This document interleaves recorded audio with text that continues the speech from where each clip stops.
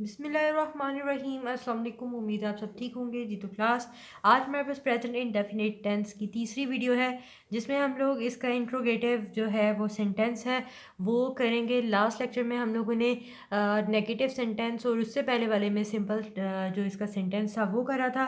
ठीक है, आज हम इंटेरोगेटिव सेंटेंस करने वाले हैं। सबसे पहले हम इसकी फॉर्मेशन देख लेते हैं और फॉर्मेशन इसकी कुछ इस तरह से होगी कि हमारे पास सबसे पहले यहाँ पे हेल्पिंग वर्ब आएगा। ठीक है, हेल्पिंग वर्ब के बाद हमारे पास जो है वो सब्जेक्ट आएगा।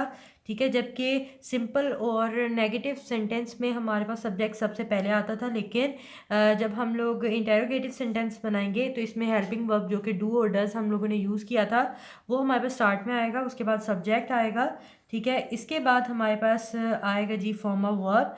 ठीक है, फॉर्म ऑफ वर्ब यहाँ पे हम लिख लेते हैं फॉर्म ऑफ वर्ब आएगा। ठीक है, इसके यानी कि फर्स्ट फॉर्म ऑफ वर्ब आना है, ये भी याद रखना आपने, फर्स्ट फॉर्म ऑफ वर्ब आएगा। उसके बाद हम लोग ऑब्जेक्ट लगाते हैं और उसके बाद हम लोग लास्ट पे जो है क्वेश्चन बनाने के लिए, क्योंकि इंटेरोगेटिव बनाने के लिए हम लास्ट पे क्वेश्चन मार्क जो है वो लाजमी ऐड करते हैं। ठीक है, इस लिहाज से ये हमारे पास जो है ये फॉर्मेशन है इसकी। और हेल्पिंग वर्ब हम लोग यहाँ पे कौन सा यूज़ कर रहे हैं, डू, और साथ में हम लोग यूज़ कर रहे हैं यहाँ पे डज। ठीक है, डू और डज का यूज़ हम लोग यहाँ पे कर रहे हैं। ठीक है, इसके साथ ही हम लोग ना हमारे पास कॉन्सेप्ट वही है कि डू किसके साथ यूज़ होगा, आई, वी, यू, दे के साथ डू यूज़ होगा। डज बाकी जो ही, शी, इट, नेम, इन सब के साथ जो है वो हमारे पास डज यूज़ होता है। ठीक है, तो अभी सबसे पहले हम लोग जो है ना इसकी एक एग्जांपल कर लेते हैं इसकी फॉर्मेशन को लेके, ताकि आपके जो सारे कॉन्सेप्ट हैं वो क्लियर हो जाए।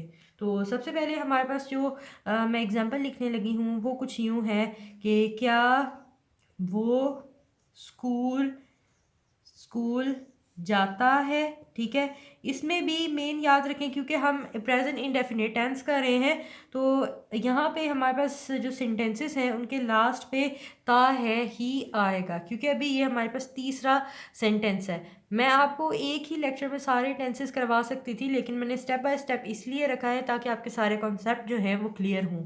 ठीक है, तो ये हमारे पास पहली एग्जांपल है, क्या वो स्कूल जाता है।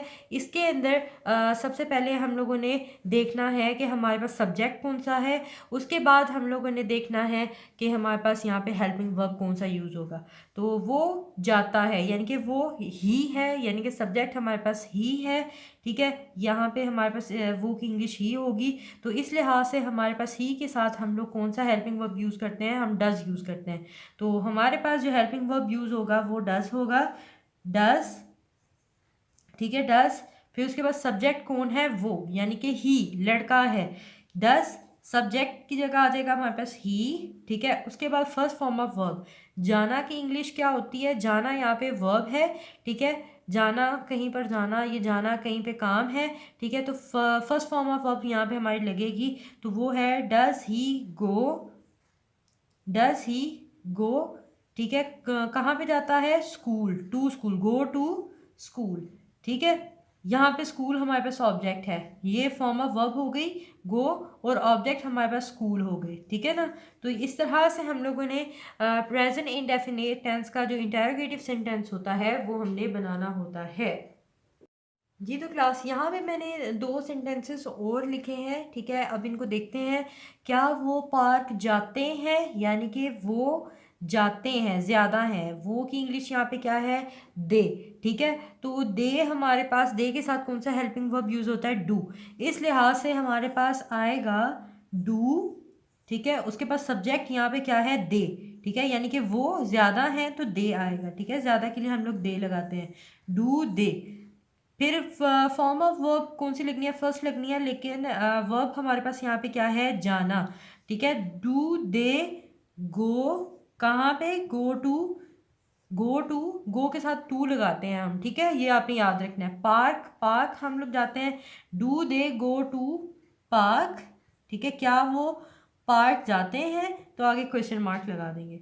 ठीक है, इस तरह से हमारे पास प्रेजेंट इंडेफिनिट टेंस का इंटेरोगेटिव सेंटेंस बनाया जाता है। दूसरा है हमारे पास क्या, अहमद फुटबॉल खेलता है।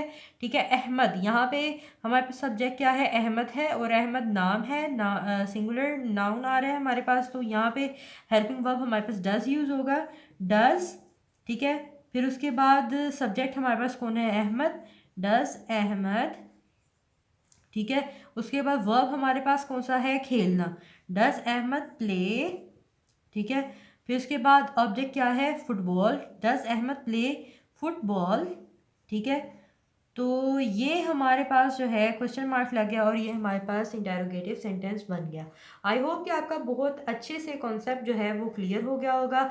इसके अलावा भी अगर आपका कोई क्वेश्चन है then you can ask me, ठीक है। आप मुझे पूछ सकते हैं कमेंट सेक्शन में, मुझे कमेंट करके मुझसे पूछ सकते हैं। So keep learning, keep sharing, see you next video, take care and अल्लाह हाफिज़।